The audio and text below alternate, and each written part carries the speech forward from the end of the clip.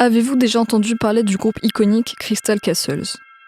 Si vous aimez ce qui est un peu sombre ou que vous avez eu une adolescence difficile dans le début des années 2000, je pense que la réponse est oui.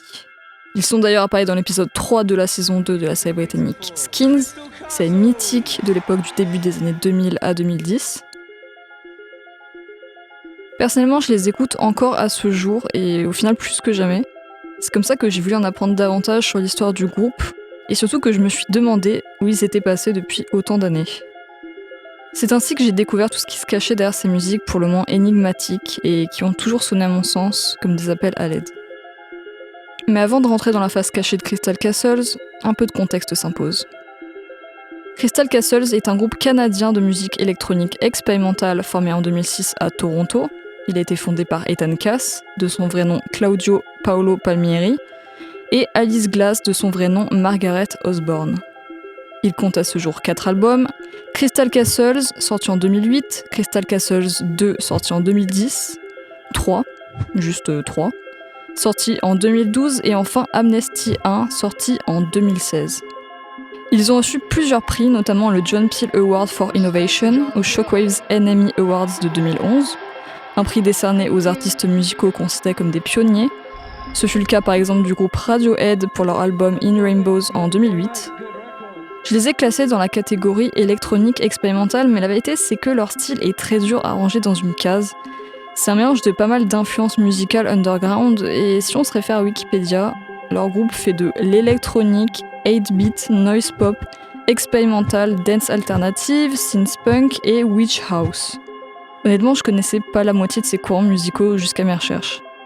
On peut aussi mentionner le fait qu'ils se servaient d'une puce de console Atari 5200 comme oscillateur, à l'aide d'un clavier qu'ils ont modifié. Ça puis la voix féminine de Alice déformée de diverses manières pour donner cet effet électronique perçant. On arrivait au final à un résultat plutôt unique qui les plaçait dans leur propre catégorie musicale. Ils se rencontrent quand Ethan a 25 ans et Alice 15 ans. Ils font la lecture à des personnes aveugles durant des travaux d'intérêt général. Alice purge sa peine pour avoir vécu dans un squat à Toronto, et pour Ethan, on l'ignore parce que ce crime n'a pas été divulgué. Les deux ont ainsi commencé à se connaître et à partager leurs passions respectives pour la musique, pour la simple et bonne raison qu'ils sont les deux seuls jeunes présents. À l'époque, Ethan Cass est batteur dans le groupe punk metal nommé Kill Cheerleader, et Alice, chanteuse dans le groupe punk hardcore nommé Fetus Fatal. En entendant Alice chanter pour la première fois, il voit en elle un potentiel exceptionnel et la pièce manquante pour la musique qu'ils souhaitent produire.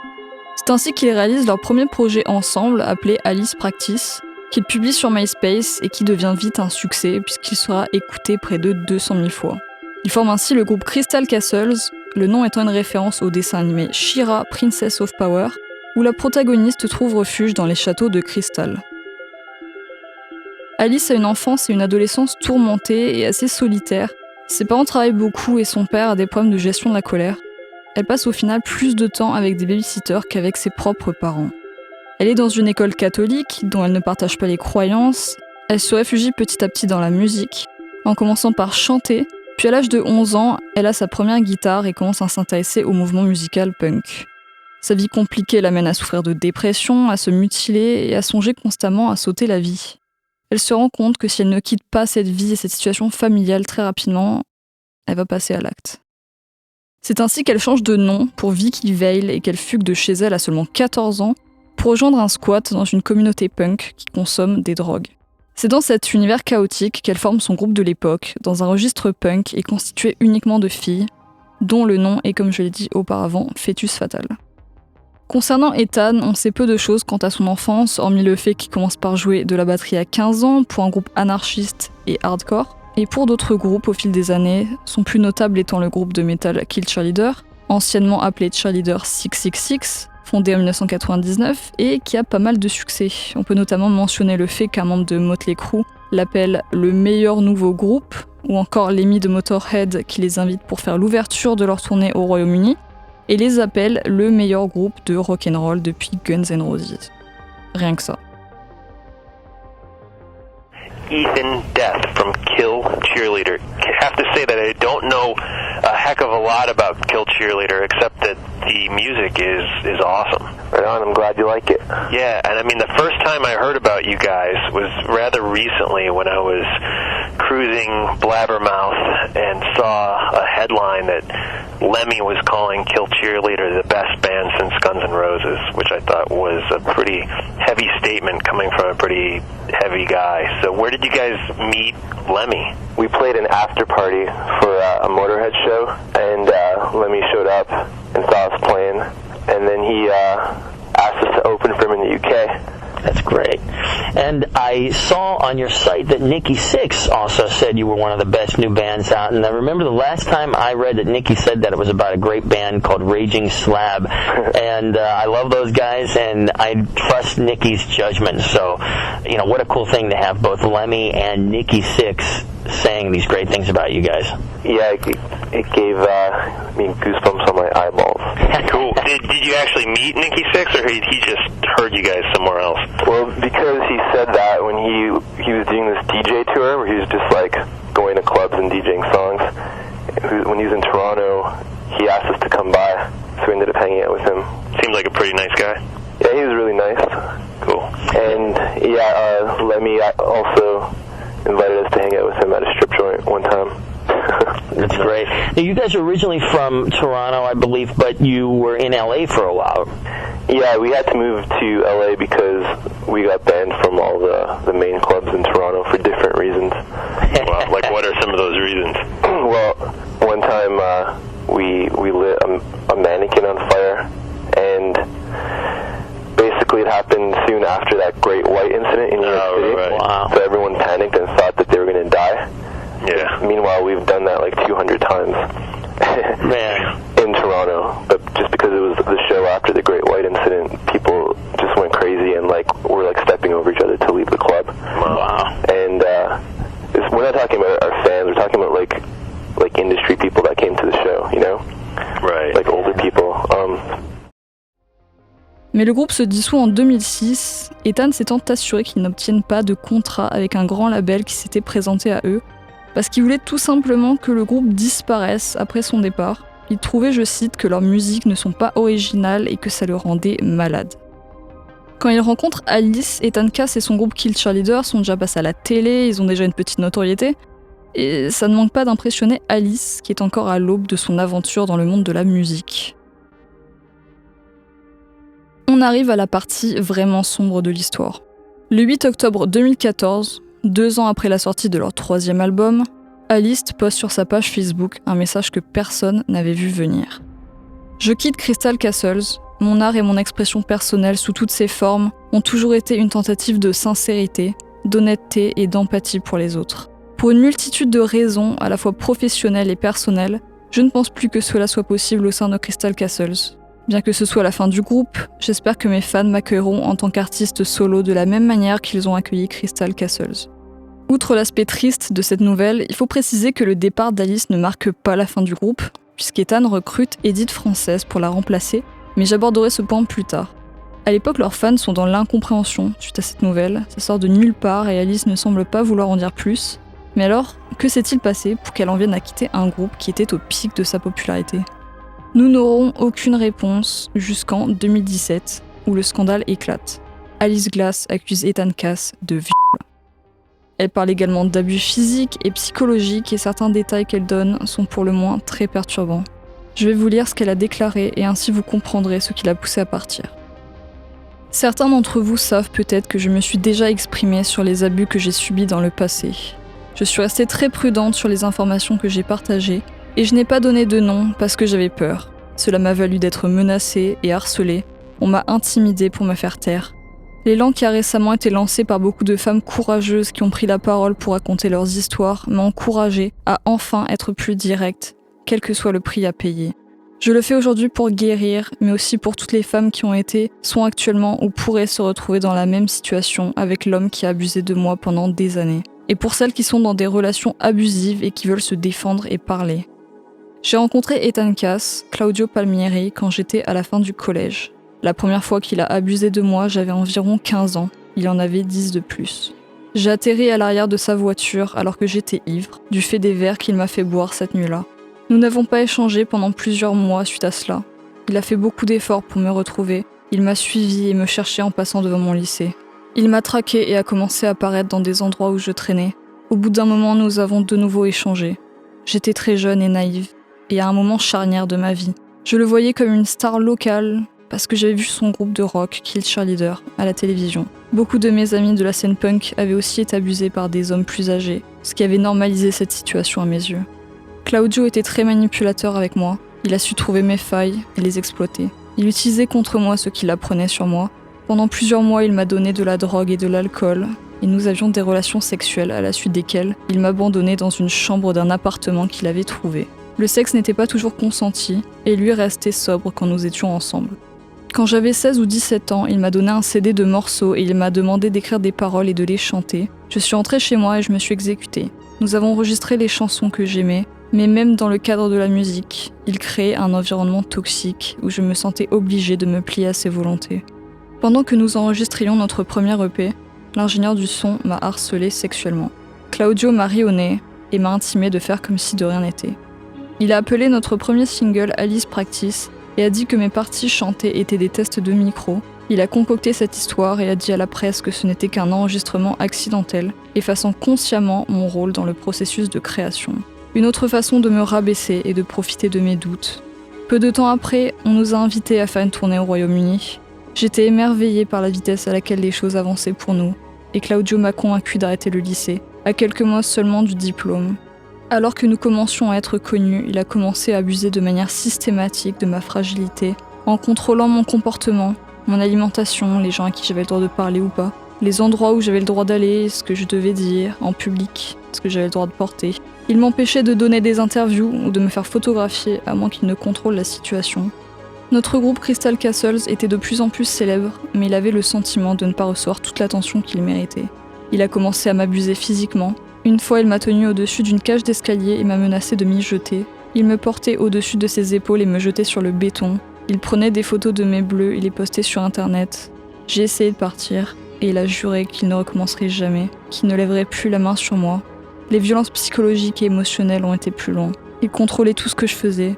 Je n'avais pas le droit d'avoir mon propre téléphone ou ma carte de crédit. Il décidait qui pouvaient être mes amis, lisait mes mails perso, diminuait mon accès aux réseaux sociaux, régulait tout ce que je mangeais. Il me criait dessus, me disant que j'étais une blague, que toutes les personnes qui venaient au concert étaient seulement intéressées par ces morceaux et que je ruinais le groupe. Il a cassé les portes d'une douche pour me faire peur. Il m'a enfermée dans des chambres. Il m'a affirmé que mon féminisme avait fait de moi une cible pour les violeurs et que lui seul pouvait m'en protéger. Il m'a forcé à coucher avec lui, ou bien sinon, comme il le disait, je ne pourrais plus être dans le groupe.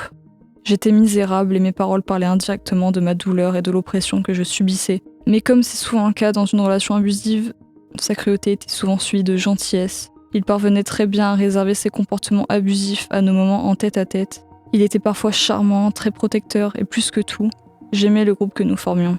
Mais il m'a beaucoup répété que j'étais interchangeable. Il m'a même dit qu'il cherchait quelqu'un pour me remplacer. Il me maintenait dans le doute, au bord du gouffre, avant de me dire que j'étais la seule au monde et qu'il croyait en moi. Il m'a dit que c'était nous contre le reste du monde, parce que tout le monde pensait que j'étais une perdante, une blague, un clown dansant dépourvu de talent. Je l'ai cru. J'étais suicidaire pendant des années. Quitter Crystal Castles a été la décision la plus difficile à prendre de ma vie. Le groupe était tout pour moi. Ma musique, mes concerts et mes fans étaient tout ce que j'avais. J'ai abandonné tout ça et tout recommencé à zéro. Pas parce que je le voulais, parce que je le devais. Aussi difficile que cela ait été, je savais que partir était la meilleure décision. Ça m'a pris des années pour me remettre de presque 10 ans d'abus, de manipulation et de contrôle psychologique. Je suis toujours en rémission. Suite au mouvement MeToo, beaucoup de langues se délient et grâce à cela, elle a le courage de partager ses années de souffrance au grand public. Même si ça divisera évidemment leur public, d'un côté ceux qui vont boycotter et être dégoûtés d'Ethan, et de l'autre, ceux qui vont remettre en question les dires d'Alice et la traiter de menteuse en mal d'attention.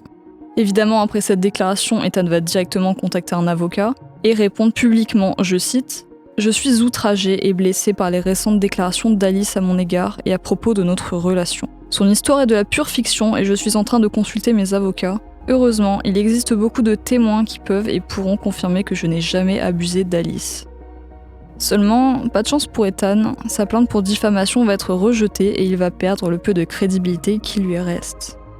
Tout ce bordel médiatique, ça va attirer les projecteurs sur lui, et beaucoup de choses compromettantes vont refaire surface. C'est un personnage assez privé, il n'est pas très présent sur les réseaux sociaux et essaye généralement de cacher son identité. Mais en arpentant internet et des pages Tumblr, Instagram, un peu perdues, on peut tomber sur des informations pour le moins intéressantes le concernant. En tombant sur un compte Tumblr nommé @exposingEthanCass, j'ai vu qu'apparemment il a définitivement une passion pour les très jeunes filles et qui plus est, qu'il est sorti avec une jeune fille nommée Autumn. Une fille de 15 ans qu'il a rencontrée en ligne et qui était une énorme fan de Alice Glass et qui allait jusqu'à s'habiller, se coiffer et se maquiller pour lui ressembler. L'obsession est beaucoup trop réelle. A priori, cette relation a démarré après sa relation avec Alice. J'imagine une manière très malsaine de la remplacer, surtout vu l'âge d'Autumn. J'adore les mômes. Elle essaye de poster des photos de sa vie avec Ethan, mais les photos sont supprimées pour ainsi dire juste après avoir été postées. On peut imaginer qu'encore une fois, il contrôle les agissements de la personne qu'il fréquente, étant donné qu'il faisait exactement la même chose avec Alice. Tout doit être sous son contrôle et il veut éviter d'être vu dans une position compromettante. Il est dur de savoir combien de temps cette aventure a duré étant donné que leur présence en ligne est vraiment minimale. Du coup, c'est très compliqué d'avoir des temporalités un tant soit peu précises. Autumn n'est pas une exception à la règle puisqu'elle écrira un post où elle accuse Ethan des mêmes sévices qu'Alice. Et d'ailleurs, elle s'excusera auprès d'Alice pour ne pas l'avoir cru. Ce tweet donne des détails qui confirment toutes les accusations de manipulation, d'isoler la personne du reste du monde, de la contraindre à faire certaines choses, comme le disait Alice, des comportements dignes d'un gourou de secte, ou plus simplement d'un pervers narcissique. Ce qui est sûr néanmoins, c'est qu'il va rencontrer quelqu'un d'autre avec qui il va collaborer pour tenter de relancer le groupe, et cette personne, c'est Edith Frances. Une mannequin située à Los Angeles, qui auparavant se faisait appeler Margot Frances. Son style a beaucoup changé depuis l'arrivée de Ethan dans sa vie, elle s'est coupée et teint les cheveux dans le même style qu'Alice, et tout comme Autumn, elle va devenir bien moins présente sur les réseaux sociaux. En plus d'Autumn et Alice, on peut trouver de nombreux témoignages de filles partageant leur rencontre à l'âge de 15 ans avec Ethan, que ce soit après un concert ou en ligne. Il chôme pas le type. On peut d'ailleurs parler du fait qu'une des chansons de son ancien groupe, Kill Cheerleader, qui se nommait So Young Go, avait des paroles pour le moins claires concernant l'attrait pour les filles mineures. So Young Go, couldn't tell you were young but I wanted you babe, couldn't tell you were young but I wanted you for me. You sang your song and you saved the day, and I come along and you had your way. She's 17 and she's all over me. Just 17, she's way too young for me. She controls my mind and I'm feeling fine. Quelle indignité. Je vais pas rentrer dans les détails concernant l'entourage masculin de Ethan, car sinon, le cringe n'en finirait jamais. Mais juste un petit truc que je veux mentionner. Le modérateur du site officiel du groupe demandait au KLM des nudes dans la partie contact du site. Voilà, tranquille. Normal. En plus de sortir avec des filles de 15 ans, Ethan a une autre passion dans la vie, les images de femmes, adultes ou enfants, défigurées. On peut notamment évoquer l'image de Madonna avec le visage tuméfié qu'il utilisera pour leur merch. Le type partage ça sur la page Facebook officielle de leur groupe, et quand les gens s'offusquent, ce qui est assez compréhensible, ils sortent des explications de type « On aimait l'image de Madonna parce que on pensait que c'était un symbole de femme forte, et ça même si elle avait été tabassée. Elle est toujours debout et avec un regard fort, rien ne la mettra à terre. C'est le parfait symbole d'une femme forte. » Oui Ethan, tu es féministe maintenant, nous n'avons aucun doute là-dessus évidemment, girl power. Après, on peut aussi l'interpréter dans le sens où être une femme battue serait quelque chose de badass et qu'accepter les coups serait un signe de force. Personnellement, j'ai mon avis sur la question, mais je vous laisse vous faire votre propre avis. Depuis son album avec Edith Frances, qui date de 2016 et qui est donc sorti juste avant les accusations de viol, on entend pour ainsi dire plus parler de Ethan. Crystal Castles étant devenu assez populaire sur TikTok récemment, plus les personnes qui les écoutent encore beaucoup sur Spotify et les autres plateformes, on peut imaginer qu'il vit probablement des royalties. Concernant Edith Frances, c'est le flou total. On suppose qu'elle est toujours en couple avec Ethan, mais c'est difficile à confirmer étant donné que ses réseaux sociaux, ils sont déserts depuis un bon moment. Alice, quant à elle, s'en est plutôt bien sortie, elle se donne à fond dans sa carrière solo et beaucoup de fans de Crystal Castles l'ont suivie et la soutiennent dans cette aventure et ça fait plaisir à voir. Évidemment, il y a aussi beaucoup de gens qui détestent son nouveau genre musical, jugé trop adolescent, gothique, et qui n'ont tout simplement pas accroché au style en question. Après, c'est du goût de chacun. Personnellement, je trouve que c'est plutôt intéressant, on sent qu'elle expérimente et qu'elle aime ce qu'elle fait tout simplement. En conclusion, que dire à part que j'espère que toutes les victimes de Ethan Cass, Alice, Autumn, Edith et toutes les autres finiront par guérir des traumatismes qu'il leur a causés, même si je sais que certaines blessures ne disparaissent jamais vraiment. Si vous êtes arrivé jusque-là, un grand merci d'avoir regardé ma vidéo jusqu'au bout, et prenez soin de vous. Et méfiez-vous des hommes qui ont des mèches.